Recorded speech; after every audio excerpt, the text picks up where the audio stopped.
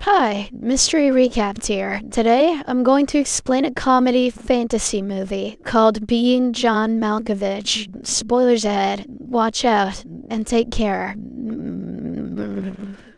The movie begins as we meet our protagonist, Craig Schwartz, a talented puppeteer. Despite his ambitions, he has not had much success at work and is struggling to make a living. Craig is married to a woman named Lotta, but they appear to be far from happy. She is obsessed with animals and has filled their home with several creatures, such as a bird, chimp, dog, and a cat. Lotta dislikes that her husband spends the majority of his time on a hobby and often advises him to seek a more stable job. One morning, Craig comes across a newspaper ad for a file clerk position at a company called Lester Corp. Upon his arrival, he discovers that the company is located on the 7th and a half floor, where the ceiling is very low. This requires employees to bend down while walking, leading to a very uncomfortable situation. Craig then meets the company's CEO, Dr. Lester, who appears to be a warm and friendly old man. After a brief conversation, Lester easily offers him the job and directs him to the orientation room. Next, Craig enters the room and begins watching an orientation video. In the video, it's explained that the building was built in the 1880s by a man named Merton Flemmer, whose wife was a dwarf. She often felt insecure and overlooked, so Merton built this place to make her feel appreciated. After finishing the video, Craig looks around and notices an attractive woman sitting in a chair. He tries to start a conversation with her, but she appears uninterested and ignores him. The next day at the office, Craig approaches the attractive woman again and tries to flirt with her. He states that he doesn't know her name or the department she works in. Craig then suggests playing a game where he'll guess her name, and if he's correct, she'll have to go out with him. The woman readily agrees, as she knows he's never going to get it correct, but after some thinking, he says Maxine, which leaves her speechless. In the evening, we see the two of them having drinks at a bar. Craig seems very nervous and struggles to talk confidently with her. This makes Maxine assume that he's gay, but Craig clarifies that he's not. He also admits that he wants to make love to her. The two then begin to open up about each other, and Craig reveals that he's a puppeteer. Unfortunately, Maxine is repulsed by this, and she immediately ends their date. I don't care if you're married, but if you play with puppets, you may as well be gay. Feeling disappointed, Craig heads home and apologizes to his wife for being late. He later goes to his workshop and begins creating puppets of Maxine and himself. He then makes the two puppets engage in a romantic conversation that ends with a kiss. Whoa. The next day at the office, Craig once again approaches Maxine and confesses that he has fallen in love with her. He tells her that he has never felt such a connection with anyone, not even his wife. However, she coldly rejects him, stating that she isn't interested in puppeteers. This breaks the poor guy's heart, so he returns to his office and begins sorting his files. During this, a document falls on the floor, and he has to lift a cupboard to retrieve it. Craig then accidentally discovers a mysterious tunnel right behind the cupboard. He enters it without thinking, and the door soon shuts behind him with a loud bang. Craig tries to decipher what's going on, but he's suddenly pulled inside by a mysterious force. In the next scene, he begins to see the world through someone else's eyes. The person walks around a house and then stops in front of a mirror. Craig is shocked to see that he is a famous actor, John Malkovich. John then exits the house and gets into an Uber. Even the driver recognizes him and praises his work. Craig is astounded to see life through the eyes of such a superstar, but after 15 minutes, he suddenly finds himself in a ditch next to the city freeway. Amazed by this experience, Craig returns to the office and tries to explain what he saw to Maxine. He tells her how he entered the mind of John Malkovich and saw the world through his eyes. However, she ignores him, thinking he's just making excuses to talk to her. That evening, while Craig is at home, he receives a call from Maxine. She has been thinking about what he said and hopes to turn it into a profitable business. Craig is initially hesitant, as he doesn't want to exploit the strange phenomenon, but after some insistence, he agrees. Next, Craig and Lotta head to Lester's house for dinner, during which he shares the secret of the portal with her. Lotta is intrigued by the bizarre event and says she wants to try it as well. Craig agrees and takes her to his office, where she enters the same tunnel. Moments later, Lotta suddenly finds herself inside the mind of John Malkovich. She is ecstatic about the experience, but after 15 minutes, she is abruptly back in the ditch, where Craig is waiting. An excited Lotta wants to experience it again, but Craig refuses, reminding her that they'll be late for their dinner. The couple soon arrives at Lester's house, where the old man warmly greets them. While having dinner, Lotta excuses herself to go to the restroom, but has trouble finding it. Instead, she stumbles upon a room room filled with pictures of John Malkovich. Lotta is stunned by this, and later shares it with Craig on their way home. They're unsure of the relationship between Dr. Lester and John, but suspect that the old man must be aware of the portal. The following day at the office, Craig is with Maxine discussing the idea of placing an ad in the newspaper about their business. This is when Lotta unexpectedly shows up, surprising them both. Craig is certainly annoyed by his wife's sudden arrival, but he has no choice but to introduce the two women. Shortly after, Lotta says that her experience last night was surreal, and she believes she is transsexual. Craig becomes furious upon hearing this and calls her ridiculous. They almost get into an argument, but Maxine intervenes and requests Craig to let his wife enter the portal again. Later, Maxine manages to get John's personal number and gives him a call. She claims to be a huge fan and requests a meeting that evening. John is used to such calls and proceeds to hang up, but she hurriedly tells him the time and the name of the restaurant. After the call ends, John thinks for a while and eventually decides to meet this new woman. Meanwhile, Lotta, who is currently inside John's mind, also finds out about the plan. She then asks Craig to take her to the portal at 8 p.m., but doesn't explain why. In the evening, we see Maxine and John on their date, and he appears mesmerized by her beauty. Lotta, who is inside his head, also finds Maxine very attractive and begins to fall in love with her. The latter quickly picks up on this, but doesn't seem to mind. After about 15 minutes, Lotta is ejected back into the ditch, and she drives home with her husband. The next day, Craig and Maxine find their first customer, an insecure, overweight man. He eagerly pays $200 just for the chance to experience what it's like to be John Malkovich for a moment. The scene then cuts to the evening, where Maxine is having dinner with the couple at their place. Later, they all sit down for a weed session, during which Craig and Lotta suddenly kiss Maxine, but she quickly pushes them away and makes it clear that she isn't interested in Craig. She also tells Lotta that she is smitten by her, but only while she is inside John's head. After this, Maxine leaves the house while the couple stares at each other awkwardly, trying to figure out how to turn this into some sort of four-person three-way. Over the following days, Maxine starts a relationship with John, but she only makes love to him when Lotta is inside his mind. During their intimate moments, she even calls him by the name Lotta. John finds this strange, but he chooses to ignore it because he doesn't want to pass up the chance to be with such an attractive woman. Meanwhile, Craig begins to feel increasingly depressed as he realizes that both women in his life have abandoned him for each other. He still has his puppets, though. One evening, when Lotta returns home, Craig accuses her of betraying him and ties her up. He then forces her to call Maxine and arrange a meeting through John's body. The terrified woman complies, but instead of releasing her, Craig locks her in a cage along with her chimpanzee. He then goes through the portal and, using John's body, finally makes love to Maxine. However, Craig becomes overly excited and keeps telling John to touch her breasts. This freaks out the superstar, and he realizes that someone is speaking through his body. Later, Craig returns home and excitedly brags to his wife about how he made love to Maxine. Elsewhere, John meets with his friend and confides that something disturbing is happening to him. He explains that he feels like someone else is controlling his body, and it all started when he met Maxine. His friend just laughs it off, suggesting that he might have been stoned, but John suspects that Maxine is a witch who has supernatural powers. One evening, he arrives at her office and finds a long line of people. They claim to be waiting for the opportunity to enter John Malkovich's mind. This freaks him out, and he tries to cut the line to enter the portal first. The others try to stop him, but they soon learn that it's John Malkovich himself. Shortly after, he confronts Maxine and accuses her of toying with his life. He then insists on going through the portal to see what happens. Craig is very reluctant and warns that it's dangerous, but Maxine asks him to let John go. Following this, John enters the portal and finds himself in a surreal restaurant world where everyone looks like him. Even more bizarre is that no one speaks anything except the word Malkovich. This freaks John out, and he soon finds himself back in the ditch where Craig is waiting for him. He demands that Craig close the portal forever, as he can't take it anymore. However, the latter refuses, claiming that the portal is his source of income, which he can't afford to lose. John threatens to sue him, but Craig doesn't care because he knows how to control the man. Elsewhere, Lotta is still in the cage, but her beloved chimpanzee senses her suffering and cleverly releases her ties eyes. The woman is overjoyed and hugs the chimp in tears. After this, she immediately calls Maxine and reveals how Craig has been holding her hostage. She also discloses that it was Craig, not her, who has been making love to her over the past few days. Surprisingly, instead of being upset, Maxine is impressed by how smoothly Craig manipulated John. Her words break Lotta's heart because she thought Maxine loved her. Maxine admits that she does love her, but is very confused at the moment. After this, she goes to meet John, who tries to shut her out. However, Craig soon takes over the superstar's body and they begin to make love. This movie's fucked. He demonstrates to Maxine how to control John by manipulating his body like a puppeteer does. Told ya puppets were hot, he says. John reveals that he has finally regained complete control of John and is no longer ejected after 15 minutes. The two then discuss that Craig should permanently stay inside John and use his money for their lavish lifestyle. Elsewhere, a distraught Lotta goes to see Lester and explains the whole situation to him. The old man doesn't seem surprised and reveals that he is well aware of the portal. It turns out his real name is Merton Flemmer, the one who built the office building. He reveals that he has been using the portal for many years to attain eternal life by inhabiting the bodies of guests such as John. Along with a group of older people, he has been planning to permanently take over John's body on his 44th birthday. He warns Lotta not to use the portal in the future because it will no longer lead to John but to a completely different consciousness in which they will be trapped forever as powerless observers. He then leads Lotta to a room where he introduces her to his old friends. The scene cuts to 8 months later now, where Craig is still inside John's mind and married to Maxine, who is now pregnant. It turns out that over the past few months, Craig has successfully transitioned John's career from actor to puppeteer, gaining a lot of fame. However, it seems that Maxine is not as happy as she used to be and misses Lotta a lot.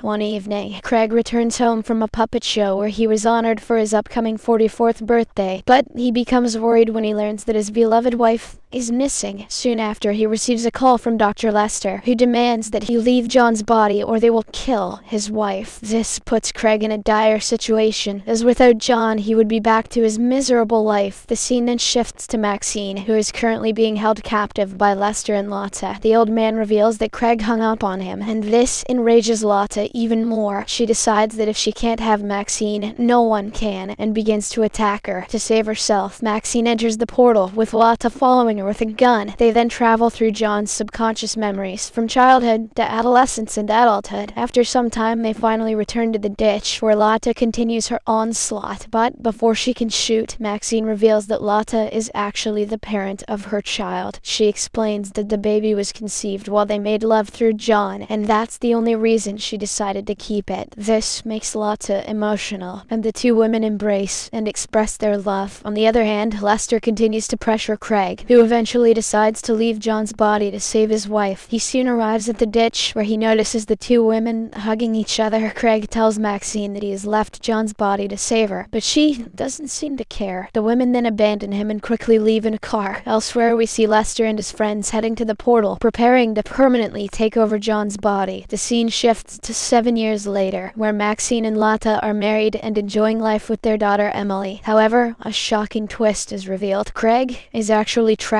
within Emily's mind. It turns out that he returned to the portal that night, but it was too late and he ended up getting trapped. Now, he is unable to do anything except watch his ex-wife